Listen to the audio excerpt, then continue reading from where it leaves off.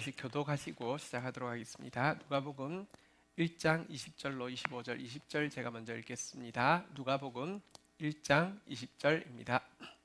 보라, 이 일이 되는 날까지 내가 말 못하는 자가 되어 능히 말을 못하리니 이는 내가 내 말을 믿지 아니함이거니와 때가 이르면 내 말이 이루어지리라 하더라. 21절 읽겠습니다. 시작.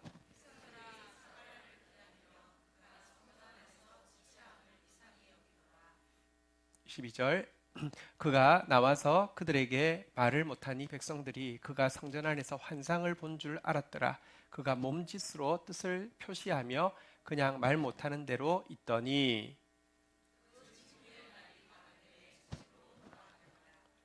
그 이후에 그의 아내 엘리사벳이 잉태하고 5달 동안 숨어 있으며 이르되, 같이 읽겠습니다. 시작. 주께서 나를 돌보시는 날에 사람들 앞에서 내 부끄러움을 없게 하시려고 이렇게 행하심이라 하더라. 아멘. 읽은 본문 가지고요, 떨림과 침묵이라는 제목으로 하나님 말씀 나누도록 하겠습니다. 제목 한번 따라하겠습니다. 떨림과 침묵. 올해 우리가 날마다 찬송하리라, 영원히 성축하리라, 이 고백으로 한 해를 이제 다 보냈습니다. 이번 주일, 다음 주일 지나면 이제 끝이 되는데요. 여러분들이 날마다 찬송하리라, 영원히 성축하리라 고백했더니 정말 찬송하게 하셨고 성축하게 하셨고 또 찬송할 일, 성축할 일을 보게 하셨다는 간증들이 있습니다. 어쨌든 한 해 교회 공동체적으로 또 개인적으로 정말로 하나님을 최고의 복이라고 고백하며 찬송하고 성축하고 나갈 때 우리로 이 제목이 실제가 되게 하셨는데요. 이제 마지막을 맞이하여서 우리가 고백했던 이 찬송과 성축의 클라이막스를 오늘 좀 나누려고 합니다. 여러분, 노래 부분에 클라이막스가 있잖아요, 그죠? 하현우가 노래 엄청 잘하잖아요. 그렇지만 알잖아요. 어떤 순간 가면 우리 막 무한 반복 되듣게 하더라도 어떤 순간 가면 거기가 클라이막스라는 거 알잖아요, 그죠? 여러분, 우리가 날마다 찬송한다고 그랬는데 영원히 성축한다고 했는데 이 찬송에도요 클라이막스가 있습니다. 이 클라이막스에 존재하는 게 뭐냐고 하면 두 가지인데요. 한번 따라하겠습니다. 떨림, 침묵. 실제로 그렇잖아요. 노래도 막 사람들이 잘한다고 박수 치거나 와 하거나 아니면 떼창을 따라하는 정도가 클라이막스가 아니잖아요.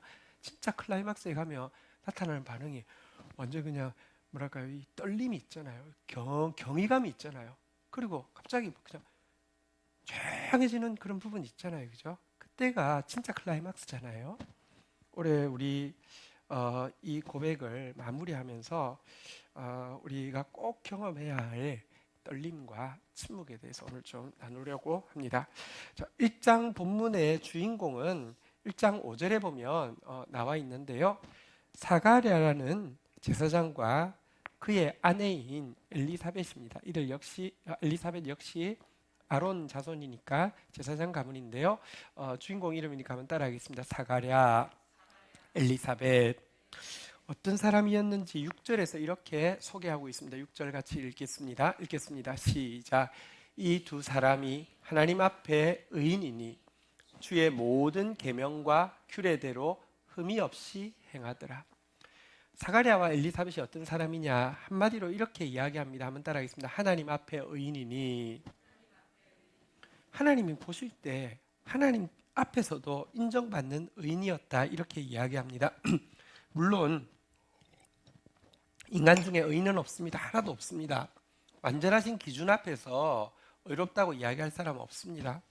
그러나 하나님은 긍휼의 눈으로 우리를 바라보시고 또 우리의 겉의 말이나 행동 안에 중심을 보시는데요. 사가랴와 엘리사벳은 하나님 앞에서 중심이, 또 하나님께서 긍휼로 여겨주시면서 바라보실 때 참으로 의로운 사람이다, 이렇게 인정받는 사람이었습니다. 그에 대해서 이렇게 표현하는데요. 한번 따라하겠습니다. 흠이 없이 행하더라. 흠이 없이 행한다는 것은 무엇이냐고 하면 구약의 제사 용어인데요.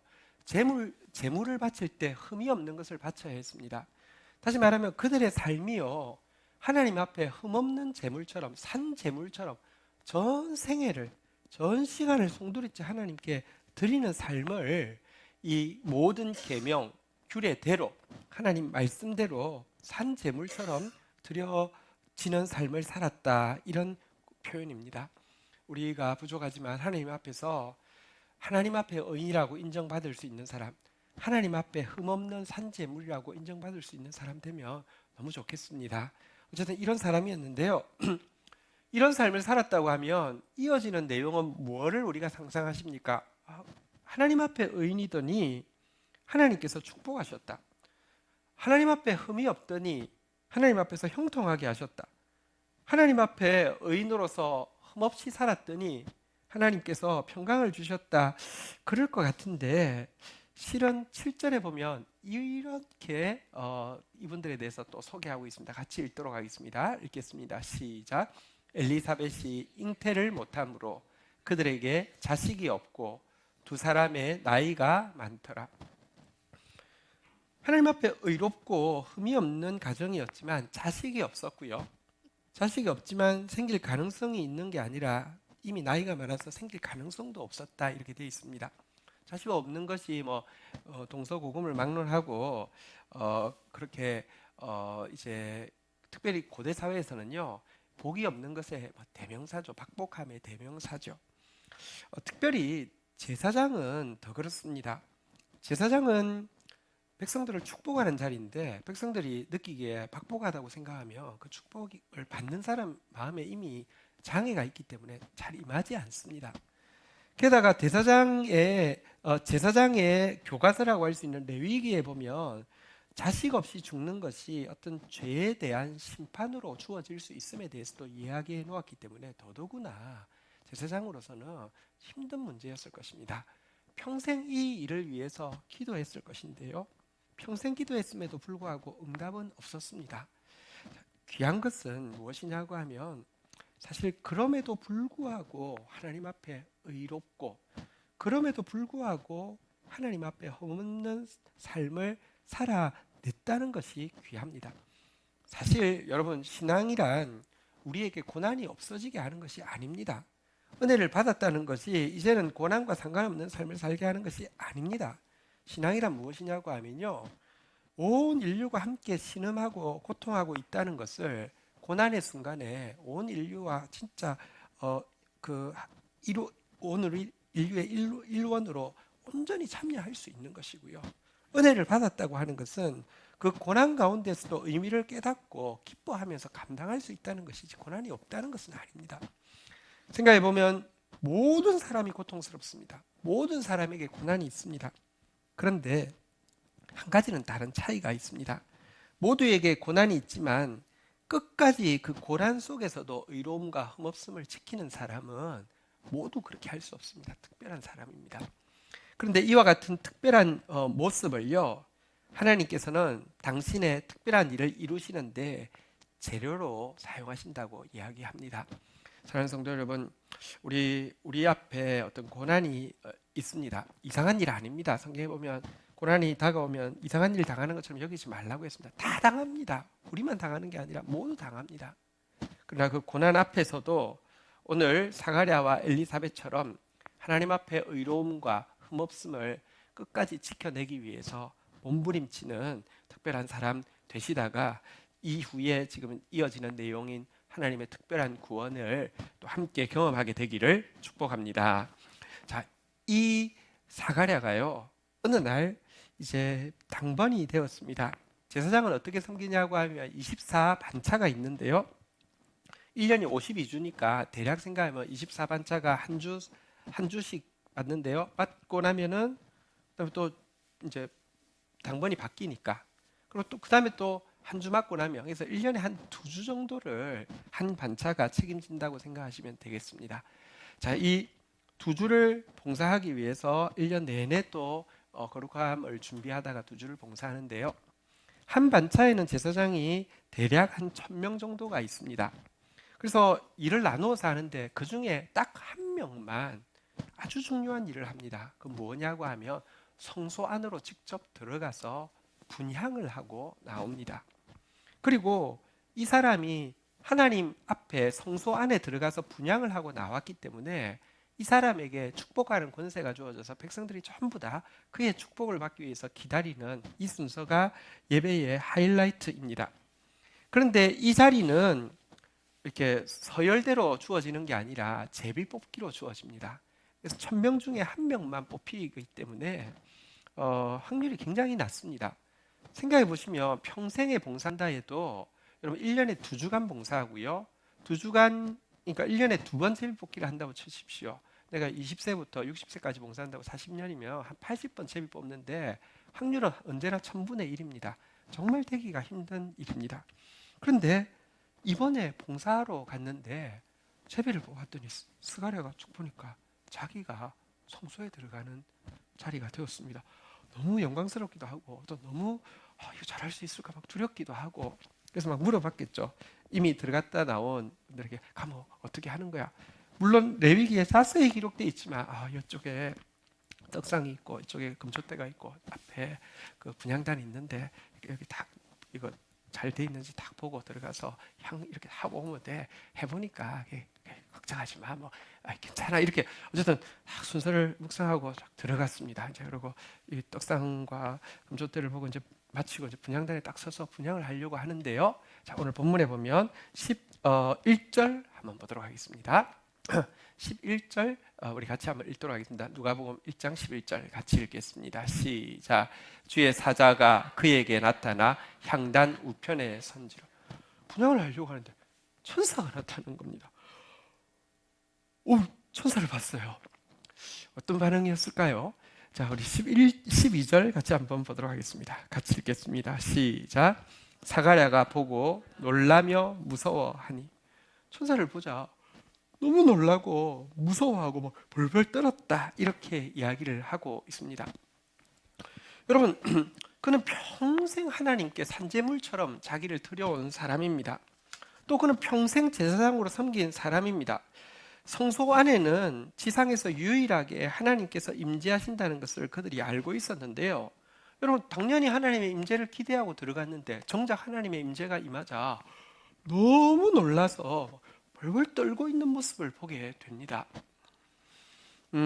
우리가 신앙생활을 할 때 믿음이 없는 것 아닙니다. 저는 우리 성도들 보면서 하나님 사랑하는 모습이, 여러분들의 아까 우리 김수장 원사님 경건을 읽으셨는데요. 저는 김수장 원사님 보면서 그렇게 생각해요. 진짜 엘리사벳 같다고. 평생 하나님 앞에서 서 있고 많은 고통 가운데서도 흠없이 자기를 드리려고 애쓰는 모습 정말 느껴요.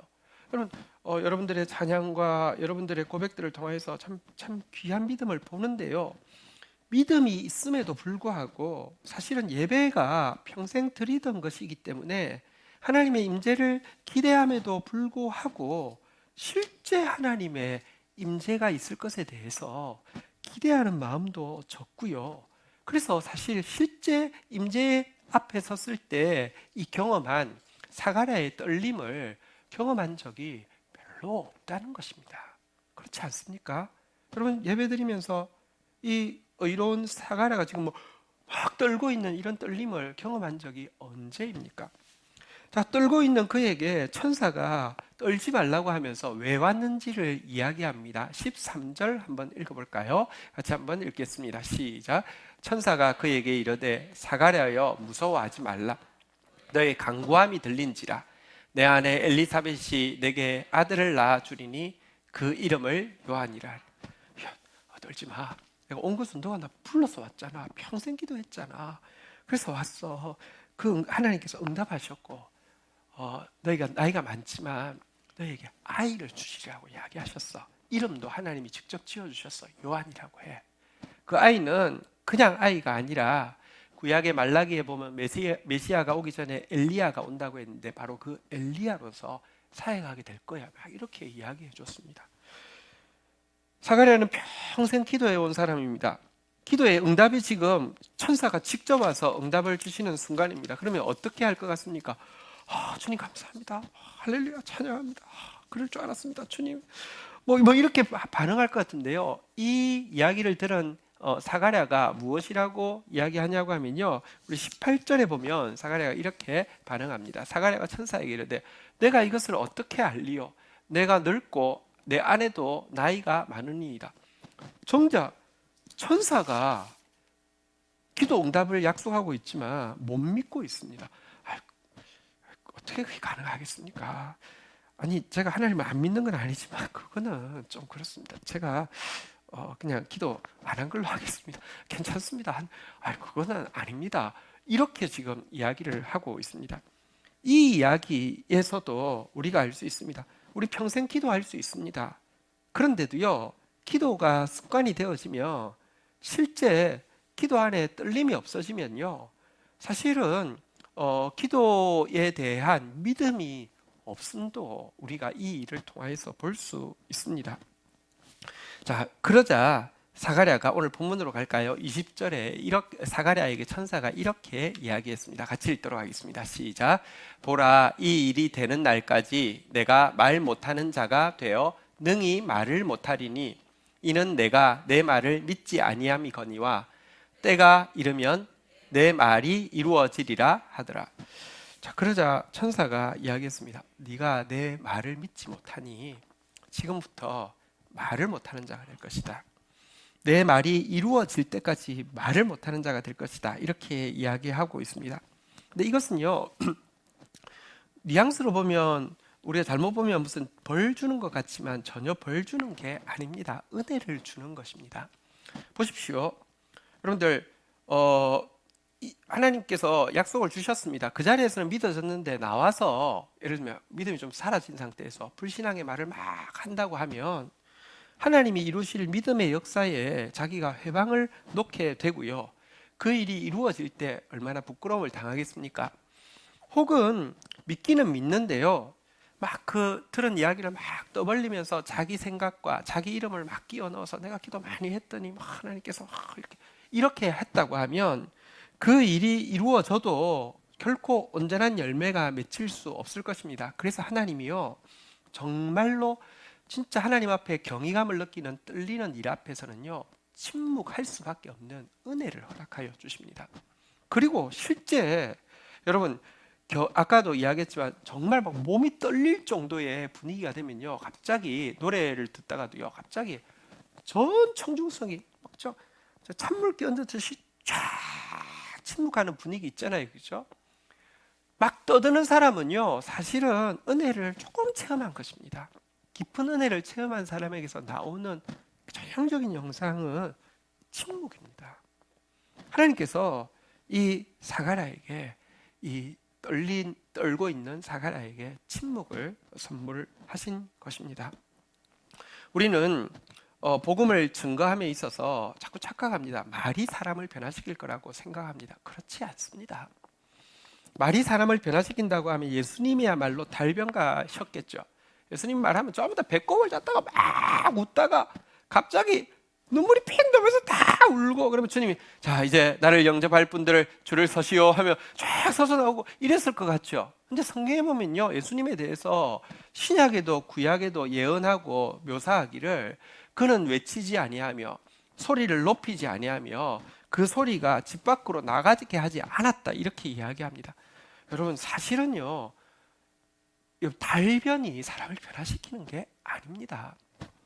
어쨌든 이와 같은 떨림과 침묵을 그가 이 당번이 되어서 성소에 들어왔을 때 경험하게 되었는데요. 문제는, 자, 21절부터 한번 좀 보도록 하겠습니다. 21절 같이 읽도록 하겠습니다. 읽겠습니다. 시작.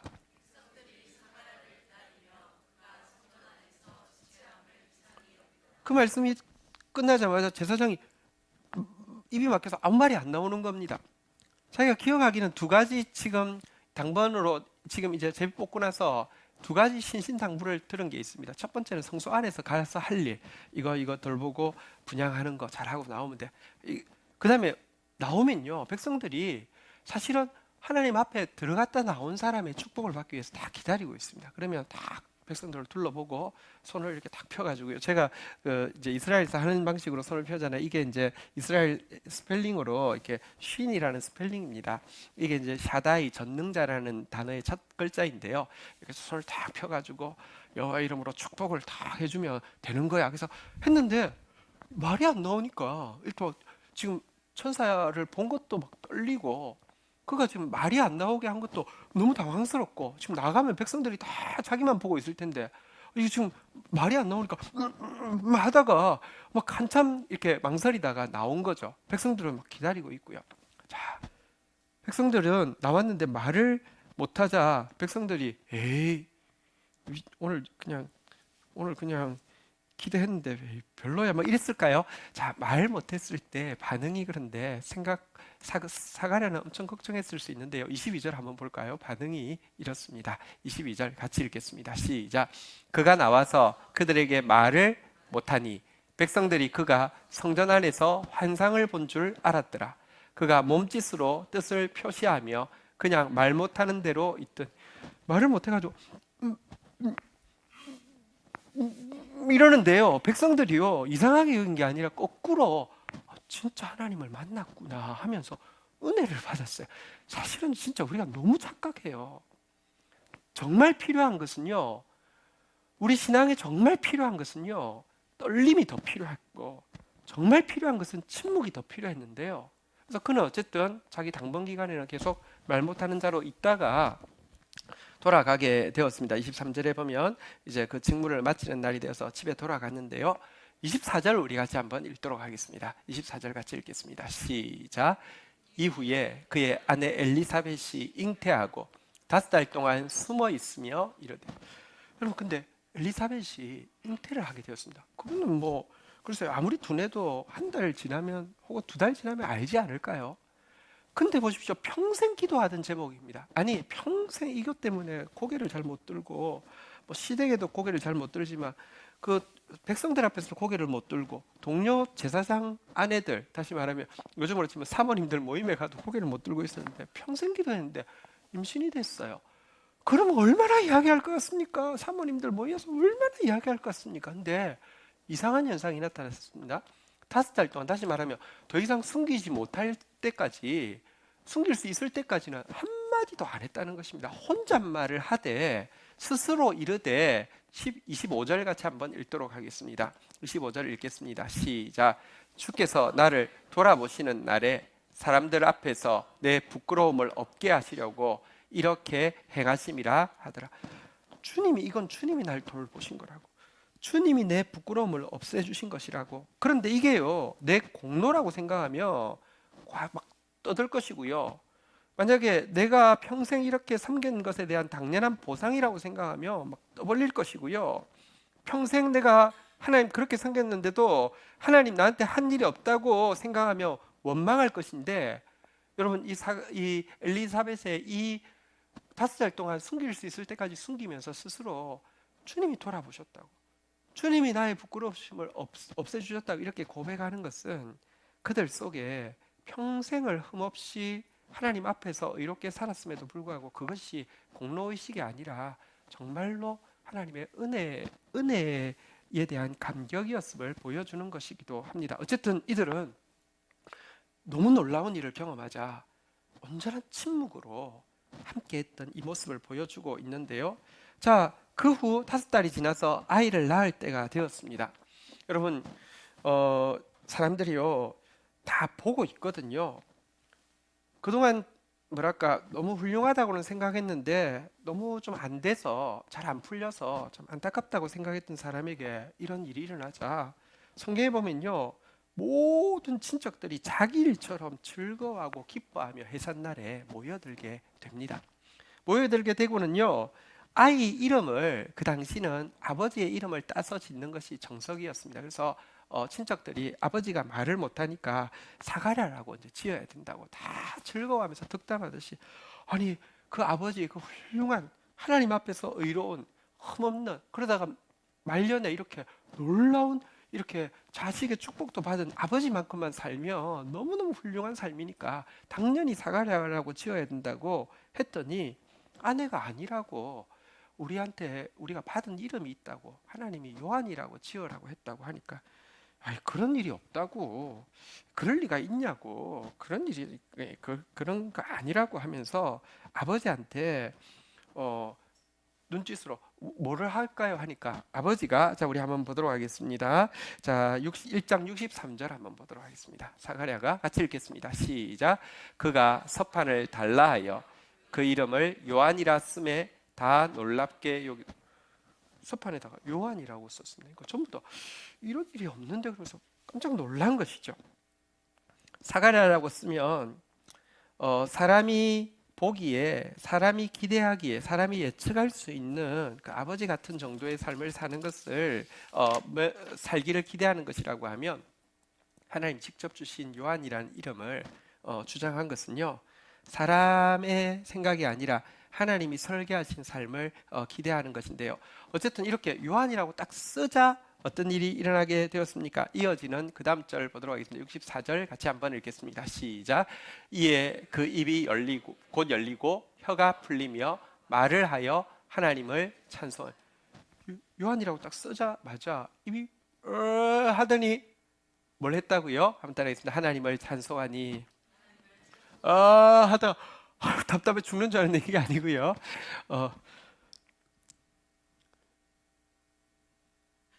예, 뭐 이렇게 뭐 다른 이야기 있을 수 있잖아요. 야, 나 말 못한다고 이것이 막 저기 너 누구야? 막 이런 거 아니고요. 어쨌든 하나님을 찬송하는 고백을 하게 되었습니다. 그런데요, 어쨌든 그가 했던 행동은 무엇이냐고 하면 요한이라고 쓴 것입니다. 찬송하는 것은 그냥 하나님 찬송합니다, 날마다 찬송하며 송축합니다, 이런 고백을 했는데요, 이 일이 어떤 영향을 끼쳤는지 마지막 내용을 한번 보도록 하겠습니다. 자, 우리 65절 66절 한번 좀 보도록 하겠습니다. 그 근처에 사는 자가, 한번 따라하겠습니다. 다 두려워하고 이 모든 말이 온 유대 산골에 두루 퍼졌다. 그러니까 같이 막 떨림을, 요한이라고 썼대, 쓰자마자 입이 열렸대, 이러면서 다 두려워했고요. 66절 마지막으로 보니까요, 같이 읽겠습니다. 시작. 듣는 사람이 다 이 말을 마음에 두며 이르되 이 아이가 장차 어찌 될까 하니 이는 주의 손이 그와 함께 하심이로라. 또 이 말을 들은 사람들마다 한번 따라하겠습니다. 다 이 말을 마음에 두며. 여러분, 사실 설교해도 다 잊어버립니다. 근데요, 이 말을 들은 사람은요, 마음에 깊이 새겨졌습니다. 저 아이가 어떻게 될까? 보십시오. 하나님의 경의 앞에서 정말로 떨고 침묵했더니 그가 한마디 쓴 것이요, 전달되어지는 곳마다 사람들이 두려워할 뿐만 아니라 마음에 두게 되었다, 이런 표현이 나오고 있습니다. 우리 신앙에서 오늘 이 본문에서 나온 떨림과 이 침묵이 우리 찬양에 회복되어지기를 주의 이름으로 축복합니다. 실상 우리 표 한 번만 다시 고백하겠는데요, 어떻게 하는지 아시죠? 이제 다음 주까지만 하면 못합니다. 한번 고백하겠습니다. 날마다 찬송하리이다. 자, 근데 이 고백이 어디에 나온 것이냐고 하면요, 원본은 시편 145편 2절에서 따온 것입니다. 한번 같이 읽도록 하겠습니다. 읽겠습니다. 시작. 내가 날마다 주를 송축하며 영원히 주의 이름을 송축하리이다. 근데 제가 왜 여기 송축 대신에 날마다 송축하며 영원히 송축하리라를 날마다 찬송하며 영원히 송축하리라고 바꿨냐고 하면, 이 송축이라는 단어가 원어로 바라크입니다. 하나님이 우리에게 쓸 때는 축복이라고 하고, 우리가 하나님께 쓸 때는 우리가 감히 하나님 축복할 수 없기 때문에 송축이라고 합니다. 무슨 송축은 뭐냐고 하면, 하나님이 나의 최고의 축복입니다 라고 고백하는 걸 송축이라고 합니다. 우리는 하나님께 축복할 수 없습니다. 그런데 이 송축이라는 단어 바라크를요, 성경에서 찬송이라고 번역된 단어가 거의 절반 정도는 바라크를 찬송으로도 번역했어요. 그래서 원어가 같기 때문에 제가, 우리가 성경 읽다 보면 찬송이라는 단어도 나오고 송축이라는 단어도 나오기 때문에 바꾼 것이지, 이 본문하고 똑같습니다. 한번 다시 따라하겠습니다. 날마다 송축하며 영원히 송축하리이다. 날마다 찬송하며 영원히 찬송하리이다. 그런데 이 시편 145편 1절부터 20절까지 있는 내용에 보면요, 이 송축과 이 찬송, 날마다 영원히 우리가 드려야 될 이 송축과 찬송의 클라이막스가 뭐라고 소개하고 있냐고 하면 5절에 이렇게 소개하고 있습니다. 정말 우리가 찬송하는 클라이막스, 정말 우리가 송축하는 클라이막스가 뭐냐? 같이 한번 읽도록 하겠습니다. 시작. 주의 존귀하고 영광스러운 위엄과 주의 기이한 일들을 나는 작은 소리로 읊조리리이다. 하나님이 얼마나 존귀한지, 하나님이 얼마나 영광스러운지, 하나님의 위엄이 얼마나 크신지, 하나님의 행하시는 일이 얼마나 기이한지를 제대로 알게 되면, 다시 말하면 그 앞에서 떨게 되면요, 한번 따라하겠습니다. 작은 소리로 읊조리리이다. 그때는요, 말이 크게 나오지 않는다고 이야기합니다. 작은 소리로 읊조린다는 것은 묵상한다는 것이고요. 아까 엘리사벳이 5개월 동안 침묵하면서 스스로 마음속으로 이르기를, 하나님께서 나를 돌아보셨구나, 하나님 나의 부끄러움을 옮겨주셨구나, 이렇게 고백한 상태를 이야기합니다. 다시 말하면 떨며 침묵하는 것이 날마다 송축한다, 영원히 송축한다, 날마다 찬송한다, 영원히 찬송한다의 핵심이라고 고백을 하고 있는 것입니다. 올해 우리가 정말 찬송하다가 찬송할 일 경험했습니다. 송축하다가 송축할 수밖에 없는 하나님 경험했습니다. 그러나 연말 올해가 마치기 전에 우리가 하나님 앞에 더 구해야 될 것이 있습니다. 반드시 경험해야 될 것이 있습니다. 그것이 주의 존귀하고 영광스럽고 위엄과 기이한 그 일들을 경험함으로 말미암아 떨고 그 앞에서 침묵하는 그 은혜를 우리가 경험해야 된다는 것입니다. 여러분, 하나님께서 행하시는 이 기이한 일, 이 떨 수밖에 없는 일의 핵심이 무엇이냐고 하면 성경은요, 기이한 일을 달리 이렇게 표현하고 있는데요. 우리 성경 구절 시편 17편 7절에 보면 기이한 일의 핵심으로 이와 같은 단어를 사용하고 있습니다. 시편 17편 7절. 주께 피하는 자들을 그 일어나 치는 자들에게서 오른손으로 구원하시는 주여. 한번 따라하겠습니다. 주의 기이한 사랑을 나타내소서. 여러분, 우리가 떨 수밖에 없는 하나님의 일은요, 엄청나게 멋진 건물을 세우거나 엄청난 거액을 주거나 이게 아닙니다. 하나님이 우리 떨 수밖에 없게 하시는 최고의 기이한 일은 뭐냐? 기이한 사랑. 우리가 지금 성탄을 지나고 있습니다. 어떻게 나 같은 진짜 아무리 생각해봐도 쓰레기보다 못한 나를, 버러지보다 못한 나를 위하여서 당신의 아들을 희생해서 주실 수가 있습니까? 기이한 일의 핵심, 우리가 떨고 평생 떨면서 침묵할 수밖에 없는 그 일의 핵심은 기이한 사랑인데요. 여러분, 이 연말에 우리가 하나님 앞에 구해야 될 것이 이것입니다. 다시 한번 고백하겠습니다. 주여, 주의 기이한 사랑을 나타내소서. 주의 기이한 사랑은요, 달리 은혜라고 이야기합니다. 자격 없는 자에게 거저 주시는 긍휼을 이야기합니다. 우리가 시편 145편 올해 주제 그 성구가 나온 구절인데요.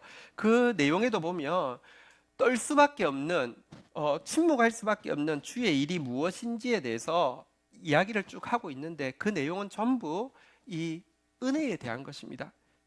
14절에 보니까 여호와께서는 시편 145편 14절에 보니까 여호와께서는 모든 넘어지는 자들을 붙들어 주시고 비굴한 자들을, 여기 비굴하다는 것은 이제 비천한 자들을 일으켜 주신다, 이렇게 이야기하고 있습니다.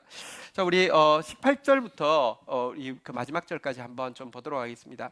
하나님께서 떨 수밖에 없는, 침묵할 수밖에 없게 주시는 기이한 사랑에 대해서 이렇게 이야기합니다. 18절. 여호와께서는 자기에게 간구하는 모든 자, 곧 진실하게 간구하는 모든 자에게 가까이 하시는도다. 19절 읽겠습니다. 시작.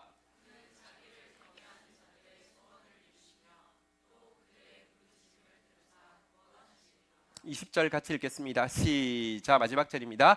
여호와께서 자기를 사랑하는 자들은 다 보호하시고 악인들은 다 멸하시리로다. 여러분, 18절부터 보면 이 기이한 사랑, 하나님의 은혜가 무엇이냐, 넘어지는 자를 붙드시고 비천한 자를 일으키시는 은혜가 무엇이냐, 한번 따라하겠습니다. 자기에게 간구하는 모든 자, 진실하게 간구하는 모든 자에게 가까이 하시는도다. 우리가 기도한다고 하나님이 응답해야 될 의무가 없습니다. 여러분, 내가 대통령 만나자고 요구한다고 대통령이 나를 반드시 맡아줘야 될 의무가 없는 것처럼 그거하고 비교할 수 없이 내가 기도한다고 하나님이 가까이 해줘야 될 이유는 하나도 없습니다. 그러나 하나님은 기이한 사랑을 우리에게 보여주시는 분이십니다. 아들을 아낌없이 내어주시니까 자기에게 간구하는 모든 자, 진실하게 간구하는 모든 자에게 가까이 해주신다고 이야기합니다. 이게 기이한 사랑입니다.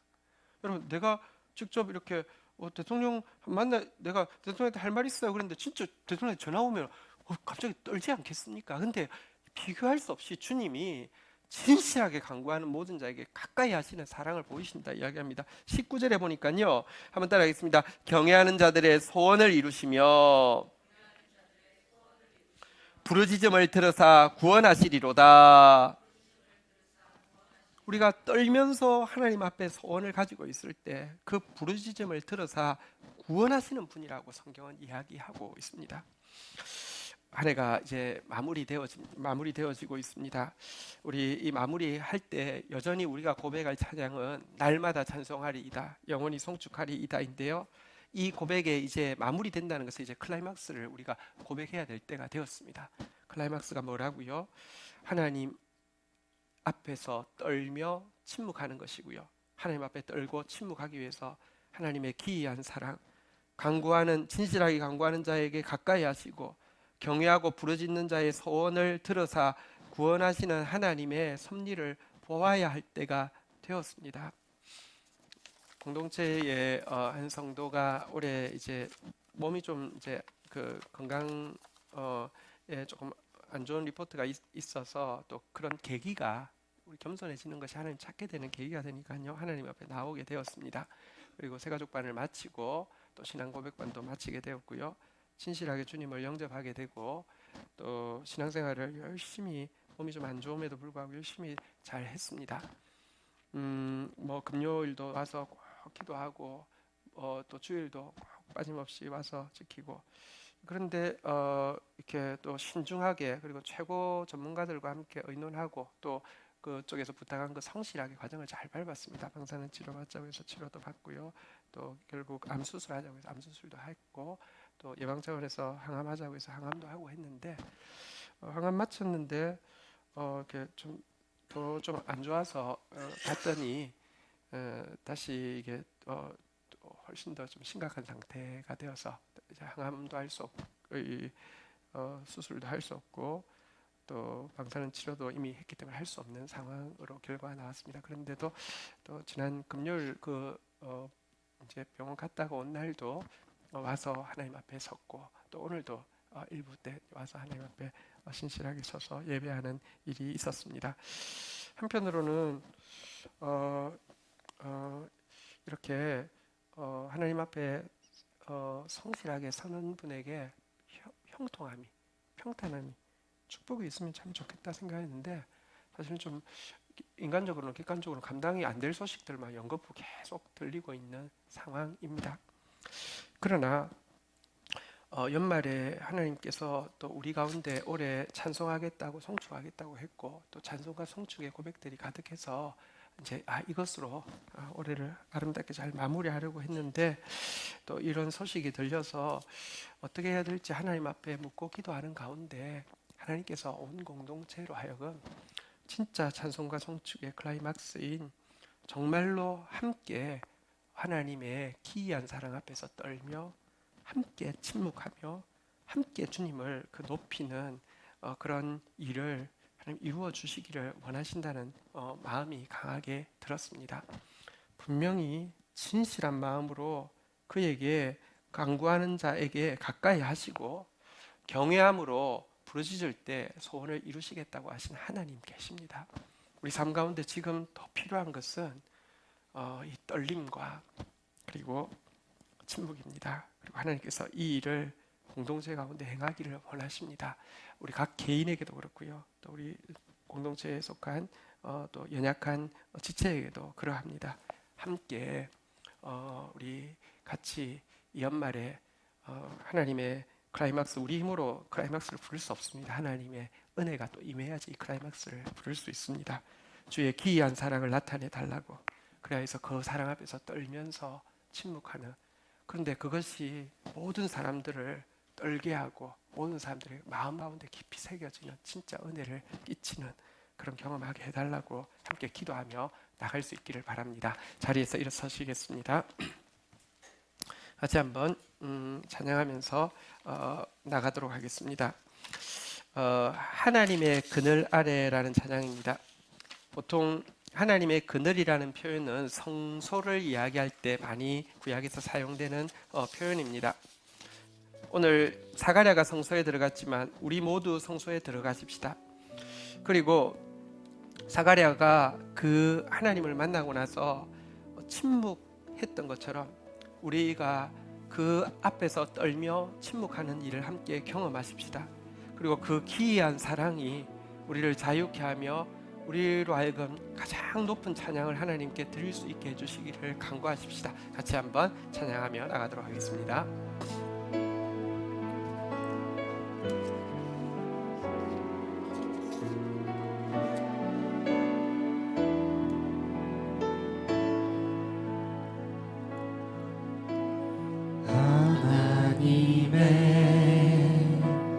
그늘 아래 내 모든 것 다 내려놓고 나 잠잠히 주를 묵상하네. 그 놀라우신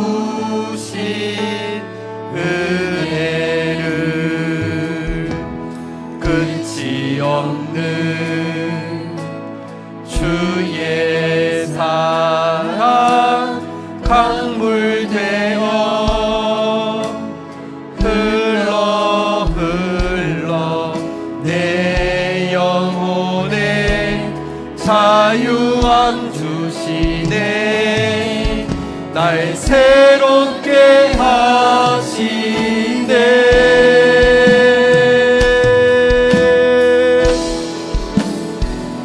하나님 사랑 그 사랑 날 자유케 하네.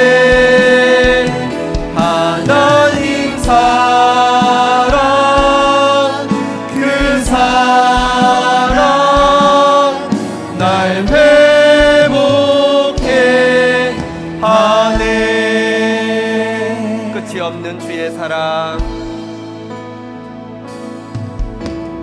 끝이 없는 주의 사랑 강물 되어 흘러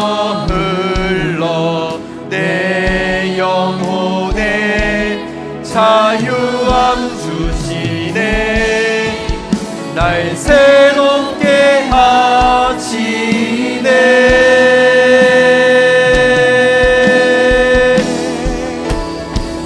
하나님 사랑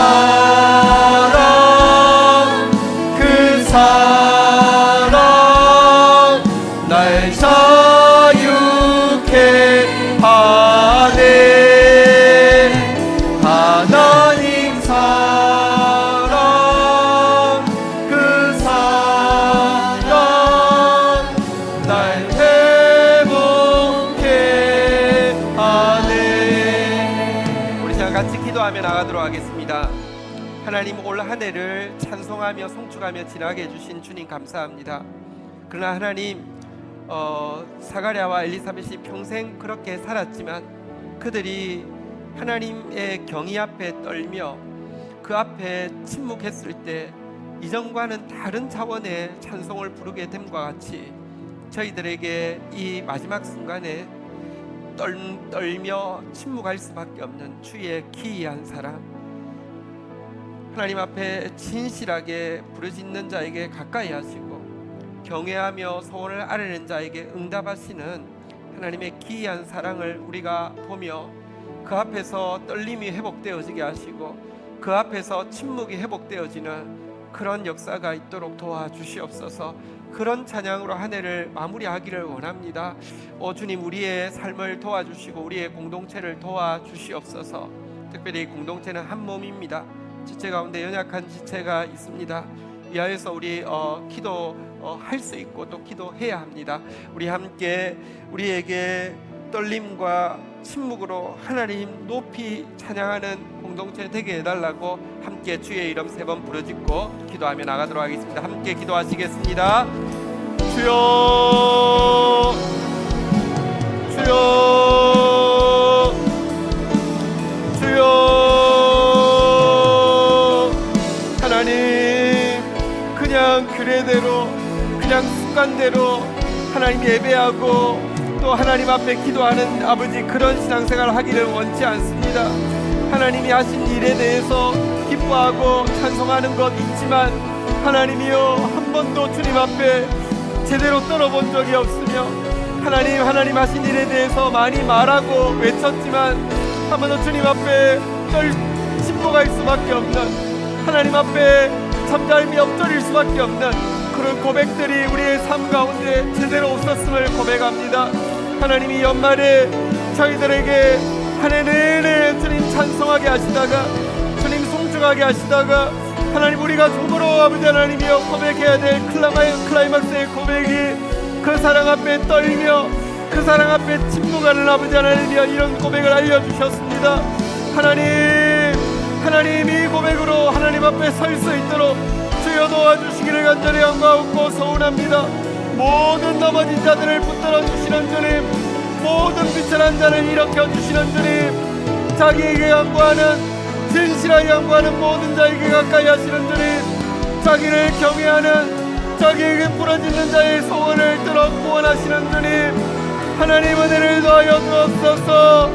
자기를 사랑하는 자를 더 보호하시는 주님, 주의 기이한 사랑을 경험하게 하여 주셔서 우리로 경외하며 우리로 경외감 가운데 떨며 하나님 앞에 침묵하는 공동체 되어질 수 있도록 주여 도와주시기를 간절히 간구하고 소원합니다. 은혜를 더하여 주옵소서. 은혜를 더하여 주옵소서. 주님 은혜를 더하여 주옵소서. 주님 함께 마음 모아 중보하겠습니다. 나라를 위하여, 교회를 위하여, 열방을 위하여, 구원받을 한 영혼 위하여, 치유받을 한 영혼 위하여, 미래 교회 주역이 될 다음 세대를 위하여. 하나님 감사합니다. 저희들로 하나님 앞에 있게 하시고 저희들로 하나님 앞에 그래도 산 제물 되기 위해서 몸부림치는 자리에서 있게 해주신 것을 감사합니다. 올 한 해 내내 찬송하게 도우시고 송축하게 도우시고 찬송할 수밖에 없도록 송축할 수밖에 없도록 일마다 때마다 함께 하신 주님 찬양합니다. 그러나 주님, 더 온전한 찬양 받고 싶어서, 더 완전한 클라이막스로 주님을 높이게 하고 싶어서 저희들 가운데 또 일하고 계신 주님 앞에서 하나님 다시 한번 주의 기이한 사랑을 구합니다. 하나님 자격 없는 자들, 하나님 정말 넘어지고 하나님 비천한 자들, 하나님 주님 앞에 부르짖는 것 외에 할 수 없는 자들, 하나님 경외하는 것 외에 할 수 없는 자들, 하나님 사랑하는 것 외에 아무것도 할 수 없는 자들을 돌아보시고 가까이 하시며 응답하시고 구원하시고 사랑하시는 그 주님, 당신의 기이한 사랑을 나타내셔서 우리로 떨게 하소서. 당신의 그 기이한 사랑 앞에서 우리로 잠잠히 묵상하게 하여 주옵소서. 그 고백으로 우리 영원히 주님을 찬양하고 송축하는 성도들 될 수 있도록 은혜를 더하여 주옵소서. 우리를 한 몸 세워주신 것은 함께 싸우고 함께 기뻐하고 함께 눈물 흘리라 하심일진데 위하여 한 마음으로 기도하고 나아가겠사오니 주여 일하여 주시옵소서. 예수 그리스도의 이름으로 기도 올립니다. 아멘. 자리에서 일어서시겠습니다. 우리 제가 축도하고 박수치고 마치고 나서 바로 이렇게 합창 연습합니다. 금방 합니다. 네, 축도하겠습니다. 여호와는 내게 복을 주시며 너를 지키시기를 원하며, 여호와는 그 얼굴을 내게 비추사 은혜 주시기를 원하며, 여호와는 그 얼굴을 내게로 향하여 드사 평강 주시기를 원하노라. 주 예수 그리스도의 은혜와 아버지 하나님의 사랑과 성령의 교통하심이 너희 무리와 함께 계실지어다. 아멘. 감사합니다. 예, 자리에 앉아주시면 파트 연습.